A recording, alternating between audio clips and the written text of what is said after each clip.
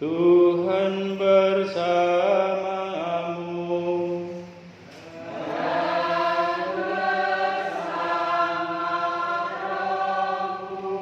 Inilah Injil suci menurut Yohanes.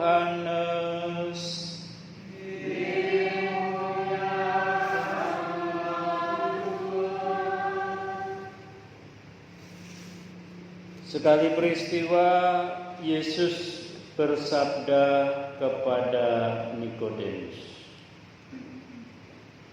"Demikianlah besarnya cinta kasih Allah kepada dunia, sehingga Ia menganugerahkan putranya yang tunggal, supaya setiap orang yang percaya kepadanya tidak binasa, melainkan memperoleh hidup yang kekal. Karena Allah mengutus putranya bukan untuk menghakimi dunia, melainkan untuk menyelamatkannya. Barang siapa percaya kepadanya tidak akan dihukum. Barang siapa tidak percaya sudah dihukum, sebab ia tidak percaya kepada Putra Allah yang tunggal."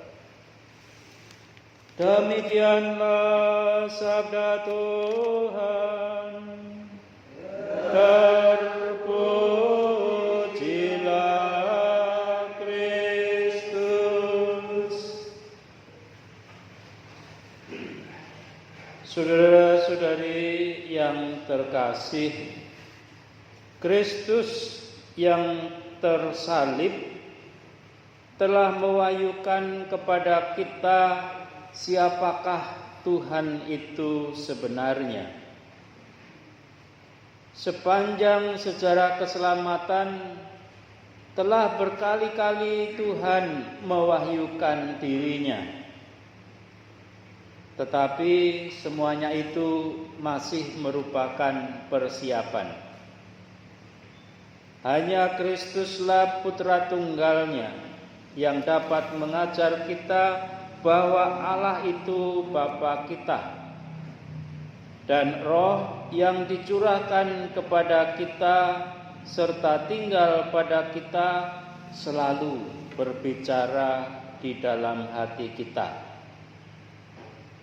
Cinta kasih Bapa itu terungkap dalam gereja. Maka giliran kitalah memperlihatkan cinta kasih itu kepada sesama. Hal itu dapat kita lakukan dengan menaruh cinta kasih kepada sesama dengan kekuatan Roh Kudus. Saudara-saudari yang terkasih dalam Yesus Kristus, hari ini kita merayakan Hari Raya Tritunggal Maha Kudus. Setiap kali kita hendak mengawali doa dan mengakhiri doa, kita membuat tanda salib. Dalam nama Bapa dan Putra dan Roh Kudus. Tanda salib yang kita buat menjadi rumusan paling singkat yang berisi tentang pribadi Allah Tritunggal. Dalam sehari kita melakukan banyak sekali tanda salib itu, menyemurkan nama Allah Tritunggal. Tetapi ketika kita diminta untuk menerangkan apa itu Allah Tritunggal, seringkali tidak mudah. Allah Tritunggal itu selalu dikatakan ada 3 pribadi, tetapi tetap satu Allah. Ada Bapa, Putra, dan Roh Kudus. Tetapi hanya satu saja Allah. Dalam nama Bapa dan Putra dan Roh Kudus. Namanya satu saja. Bukan dalam nama Justinus, nama Damai, nama Wasono. Tidak. Namanya Justinus Damai Wasono. Dalam perayaan Ekaristi pun tadi kita diawali juga dengan tanda salib. Imam membuka dengan berseru, dalam nama Bapa dan Putra dan Roh Kudus. Umat menjawab, amin. Setelah itu, sekali lagi, imam menyerukan rumusan Bapa, Putra, dan Roh Kudus. Semoga rahmat Tuhan kita Yesus Kristus, cinta kasih Allah dan persekutuan Roh Kudus bersamamu. Tadi kita menjawab, dan bersama rohmu. Kata-kata salam pembukaan ini dikutip dari bacaan kedua yang tadi kita baca dan kita dengar, yaitu dari surat kedua Rasul Paulus kepada umat di Korintus. Paulus berkata demikian, semoga rahmat Tuhan kita Yesus Kristus, cinta kasih Allah dan persatuan Roh Kudus beserta kamu. Ada Allah, ada Yesus Kristus, dan ada Roh Kudus. Bapa dan Putra dan Roh Kudus. Hari ini kita merayakan Hari Raya Tritunggal Maha Kudus. Tri itu 3. Tunggal artinya 1. 3 di dalam 1 ada 3. Seringkali kita bingung mau mengatakan. Ajaran resmi gereja mengatakan ada 3 pribadi tetapi 1 Allah. 3 in 1. Lalu orang seringkali mencari-cari. Kalau dalam bahasa Jawa itu godak gadek gaduk. Yang penting ada 3. Ada sampo 3 in 1. Ada kopi, ada susu, ada gula. Nah, 3 in 1 juga Romo. Ada lilin, ada api, ada panas. 3 in 1 juga itu Romo. Ada tubuh, ada jiwa, ada roh. Tritunggal. Nah, saudara-saudari yang terkasih dalam Yesus Kristus, tentu yang dimaksud Allah Tritunggal itu bukan seperti itu. Seringkali orang kemudian mengatakan imannya Katolik itu susah. Susah sekali menangkap dan memahami Allah Tritunggal. Ada seorang santo yang sangat besar, yaitu Santo Agustinus. Dia juga berusaha hendak memahami Allah Tritunggal itu seperti apa. Tapi dia tidak bisa mengerti. Lalu akhirnya untuk mengatasi kepenatannya, dia pergi ke pantai. Dia duduk-duduk di bawah pohon kelapa sambil melihat di pantai. Dia melihat ada seorang anak kecil yang lari ke pantai, lalu menciduk air laut dengan tangannya, kemudian lari lagi memasukkan air yang diciduk ke dalam tangan itu ke dalam sebuah lubang yang dia buat. Anak kecil ini melakukan terus berkali-kali. Lalu Santo Agustinus heran tentang apa yang dilakukan anak kecil itu. Dia lalu bangkit berdiri lalu bertanya kepada anak kecil ini, "Hei anak, kamu buat apa?" "Saya mau memindahkan air laut yang ada di sana itu ke dalam lubang ini." Anak itu mengatakan, Santo Agustinus mengatakan, "Ya tidak mungkinlah. Bagaimana kamu bisa memindahkan air laut itu ke dalam lubang itu? Airnya pun nanti akan merembes masuk ke dalam laut lagi. Nah, anak kecil itu pun kemudian juga mengatakan, demikian juga dengan kamu. Bagaimana mungkin kamu hendak memasukkan, mengetahui Allah yang maha besar, Allah yang maha tinggi ke dalam otakmu yang kecil itu? Ketika Santo Agustinus berpaling lagi, anak itu sudah hilang. Nah, saudara-saudari yang terkasih dalam Yesus Kristus, memang pengetahuan kita itu terbatas. Kalau dalam ilmu filsafat, pengetahuan manusia itu ada tingkatannya. Tingkatan yang paling rendah itu adalah pengetahuan fisika, pengetahuan fisik, pengetahuan empiris, pengetahuan yang didapat dari panca indera. Apa yang kita lihat, apa yang kita dengar, apa yang kita rasakan, apa yang kita cium, itulah pengetahuan empiris. Kita bisa mengatakan bahwa garam itu asin, karena kita melihat ada garam, lalu kita mengambil garam itu, lalu memasukkan ke dalam mulut kita. Ya, asin Romo. Dulu waktu saya kecil, saya masih teringat ketika saya diajak oleh seorang Romo pertama kali pergi ke pantai. Lalu sampai di pantai, apa yang saya lakukan? Saya mau membuktikan kata-kata guru saya dulu itu, bahwa air laut itu asin. Bener gak ya air laut itu asin?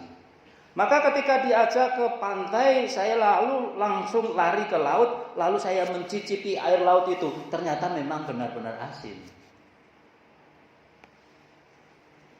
Kita bisa mengatakan bahwa air laut itu asin juga berdasarkan dari apa yang kita dengar. Kita mendengar dari orang lain, di mana orang lain itu sudah pernah mencicipi air laut itu asin. Nah, itulah pengetahuan yang pertama, pengetahuan yang paling dasar, pengetahuan yang paling rendah, itu adalah pengetahuan indrawi atau pengetahuan fisik atau pengetahuan empiris. Apa yang kita rasakan, apa yang kita dengar, apa yang kita raba, apa yang kita cium. Tapi ada pengetahuan yang bukan pengetahuan empiris. Misalnya pengetahuan bilangan. 2 kali 2 ada 4. 4.000 kuadrat berapa itu? Dan lain sebagainya. Itu pengetahuan bilangan. Tanpa harus membutuhkan pengalaman empiris, kita bisa hitung-hitung. 8 kali 9 berapa? 72. Tanpa harus melihat bahwa ini ada bunganya 8 lalu dikali 9. Tanpa harus itu, kita tahu bahwa 8 kali 9 itu 72. Itulah yang disebut pengetahuan bilangan. Kita bisa mengatakan balonku ada 5. Karena apa? Karena kita melihat ada balonnya ada 5 itu. Rupa-rupa warnanya. Warnanya apa aja coba? Merah, kuning, kelabu. Lah apa sajalah yang tergantung yang kalian punya itu balonnya apa saja. Nah, kita bisa mengatakan bahwa balonnya itu ada 5 karena kita melihat ada balonnya 5 itu. Dar, meletus balon hijau. Dar. Mengapa bisa mengatakan demikian? Karena kita melihat yang meletus itu warnanya hijau. Jadi ada bilangan, ada juga yang disebut kita lihat. Apa yang kita lihat, apa yang kita hitung, itulah pengetahuan. Pengetahuan manusia yang pertama itu adalah pengetahuan empiris. Pengetahuan yang kedua adalah pengetahuan bilangan. pengetahuan matematik. Di atas pengetahuan empiris dan pengetahuan matematik ada yang disebut pengetahuan metafisik. Pengetahuan metafisik adalah pengetahuan yang kita peroleh tanpa kita harus melihat, tanpa kita harus merasakan, tanpa kita harus mendengar secara langsung, memeluk secara langsung, mencium secara langsung, tapi kita tahu. Tanpa kita juga harus menghitung-hitung, yaitu pengetahuan metafisik. Apa itu pengetahuan metafisik? Contohnya yaitu pengetahuan tentang Allah. Siapa yang di sini pernah melihat Allah? Tidak ada. Tapi percaya bahwa Allah itu ada? Percaya. Kita pun juga tidak pernah melihat Yesus. Tapi kita percaya bahwa Yesus itu ada. Kita juga tidak pernah melihat Roh Kudus, tapi kita percaya bahwa Roh Kudus itu ada. Kita percaya dari mana? Kita mempunyai pengetahuan itu dari mana? Dari wahyu. Dari kitab suci. Kitab suci mengetahuinya dari mana? Dari pernyataan Tuhan sendiri. Yesus sendiri menyebut dirinya sebagai putra. Ia menyebut juga Bapa dan juga ia menyebut Roh Kudus. Maka kemudian Yesus ketika hendak terangkat ke surga, ia mengatakan, "Pergilah, baptislah murid-muridku dalam nama Bapa, Putra, dan Roh Kudus." Hanya adanya Allah sama adanya manusia itu tentu beda. Karena pengetahuan kita tentang Allah itu bukan pengetahuan empiris, bukan pengetahuan bilangan. Maka ketika Yesus mengatakan, "Aku menyertai kamu sampai akhir zaman." Dalam bacaan yang kedua tadi kita mengatakan bahwa Allah Tuhan kita Yesus Kristus, cinta kasih Allah dan persekutuan Roh Kudus beserta kamu sekarang dan sampai selama-lamanya. Yesus menyertai kita sekarang dan sampai selama-lamanya. Kita percaya bahwa Allah itu ada. Semua percaya ya bahwa Allah itu ada. Bukan hanya agama Katolik saja. Seluruh agama yang ada di dunia ini percaya bahwa Allah itu ada. Hanya adanya Allah dengan adanya kita itu beda. Adanya Justinus Damewasono dengan adanya Allah Bapa, Putra, dan Roh Kudus itu beda. Kalau Romo Damai ada di sini, ya tidak ada di tempat lain. Kalau tidak percaya sekarang salah satu dari sini pergi sana ke Baradatu. Cari Romo Damai di Baradatu. Mau dicari di semak-semak, mau dicari di telesipan buku, mau dicari di atas genteng, mau dicari di bawah selokan pun juga tidak akan ada. Coba kalau nggak percaya cari sana. Semuanya pasti percaya karena sekarang ini saya ada di sini. Nah, adanya Allah berbeda dengan adanya kita. Allah mengatakan, "Aku ada menyertai kamu. Barang siapa berkumpul dalam namaku, 2 atau 3 atau lebih, aku hadir di tengah-tengah mereka." Nah, kita sekarang ini ada di sini, kumpul di sini. Kita lebih dari 2 ini. Berarti Allah hadir di tengah-tengah kita. Lalu Allah yang hadir di tengah-tengah kita ini apakah dia tidak hadir di Amerika Serikat sana? Ketika orang-orang di Amerika Serikat sana sedang berdoa juga seperti ini. Hadir tidak? Hadir juga. Kita tidak bisa mengatakan kita ini sudah berdoa dari tadi sekitar 45 menit. Tuhan, aku sudah berdoa 45 menit, sudah puji-pujian, sudah berdoa sampai berbusa ini. Tapi kenapa engkau tidak juga mengabulkan supaya hujan segera turun? Tuhan tidak akan menjawab dengan WA. "Sorry anakku, aku masih di Amerika Serikat. Nanti 2 jam lagi saya sampai ke situ. Aduh Tuhan, udah keburu pulang semua." Nah, adanya Tuhan dengan adanya kita itu berbeda.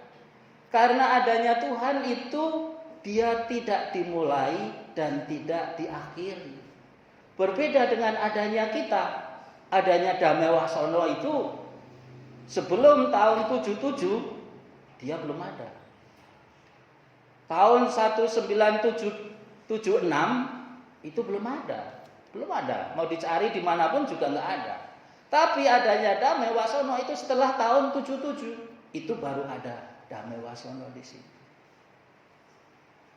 Nah, saudara-saudari yang terkasih dalam Yesus Kristus, berbicara tentang Allah yang ada itu berbeda dengan adanya kita. Maka ketika berbicara dengan Allah Bapa dan Putra dan Roh Kudus, kemudian jangan salah paham. Kemudian maka ketika ada yang salah paham lalu bertanya, kalau ada putra lalu melahirkan, siapa bidannya? Sekarang kalau ditanya, kalau ada anak tangga, emang ada ibu tangga? Tidak ada juga. Bahasa tentang Allah itu bahasa kiasan, bahasa alegori. Bahwa ada Allah Bapa, Allah Putra, dan Allah Roh Kudus. Bagaimana kita tahu bahwa itu adalah Allah Bapa, Putra, dan Roh Kudus? Ya dari perwahyuan. Dari Allah sendiri yang menyatakan dirinya bahwa ada Allah Bapa, Allah Putra, dan Allah Roh Kudus. Jadi saudara-saudari yang terkasih dalam Yesus Kristus, berbicara tentang Allah Tritunggal itu bukan hanya atau bahkan tidak berbicara soal bilangan. Tidak berbicara soal hitung-hitungan. 1 ditambah 1 ditambah 1 kok sama dengan 1. Gimana sih orang Katolik itu? Kalau 1 tambah 1 tambah 1 ya sama dengan 3. Kecuali kalau 1 dikali 1 dikali 1 ya oke lah 1. Lah ini ada Allah Tritunggal. 1 tambah 1 tambah 1 ya 3. Bukannya 1. Nah itu gagal paham namanya. Karena pengetahuan tentang Allah itu bukan pengetahuan bilangan. Bukan pengetahuan numerik. Konsep tentang Allah Tritunggal itu mau berbicara tentang Allah yang Maha Esa. Allah yang Maha Kuasa, Allah yang hadir di mana-mana. Maka ketika Roh Kudus ada di sini, dia juga ada di mana-mana, bukan hanya ada di sini. Ketika Roh Kudus turun ke atas para rasul pada hari Pentakosta, lalu emang di surga sana itu kosong, tidak ada Roh Kudus lagi? Ada enggak? Ya ada. Roh Kudus ada di mana-mana. Di sini ada, di Amerika Serikat ada, di surga juga ada, semuanya ada. Kalau orang hanya berbicara tentang Allah Tritunggal, Allah yang Esa, bahkan dikatakan Maha Esa, hanya berhenti di situ pada pengakuan bahwa Allah itu Esa, Allah itu Maha Esa. Kalau hanya berhenti di situ, maka dikatakan setan aja juga tahu. Setan itu tahu. Ketika Yesus datang, ia mengatakan, aku tahu siapa engkau. Engkau adalah Putra Allah yang Maha Kudus. Setan tahu. Dan Yesus mengatakan, diam kamu. Karena setan hanya tahu sebatas pengetahuan yang paling dasar itu. Dia hanya mengakui saja, tapi hidupnya tidak. Hidupnya tidak menyatakan bagaimana ia mengakui Allah. Ia masih saja menggoda manusia untuk berbuat dosa. Ia masih saja sombong. Bahkan di hadapan Yesus, ia sombong. Ia mengatakan pada Yesus, kalau engkau mau menyembah aku, kuberikan seluruh dunia ini, kegemilangan dunia ini kepadamu. Sombong dia. Padahal itu semua milik Tuhan. Dia mau ngaku-ngaku itu miliknya sendiri. Menyuruh Yesus, menyuruh Allah menyembah setan. Maka Yesus mengatakan, hanyalah iblis. Nah saudara-saudari yang terkasih dalam Yesus Kristus, berbicara tentang Allah Tritunggal, kita mestinya juga hidup selaras dengan apa yang kita imankan. Dalam kata pembukaan di dalam liturgi tadi kita mengatakan bahwa maka setiap perayaan Ekaristi, terutama pada hari raya Tritunggal Maha Kudus ini hendaknya mendorong dan membangkitkan gairah kita untuk apa? Untuk membina kesatuan, memupuk kerukunan di tengah masyarakat kita. Kalau hanya berbicara Allah Maha Esa, Allah Maha Kuasa, Allah Maha Tinggi, tetapi hidup kita masih saja suka ngerasani tetangga, suka gosipin, suka selingkuh, suka berbuat dosa, bahkan membunuh sesamanya. Lah buat apa? Hanya mengakui saja. Setan aja juga tahu bahwa pengakuan tentang Tuhan itu tidak mengubah dirinya apa-apa. Dia masih saja terus berbuat dosa. Maka berbicara tentang Allah Tritunggal itu haruslah membawa dampak pada hidup kita, yaitu semakin mencintai Allah dan mencintai sesama.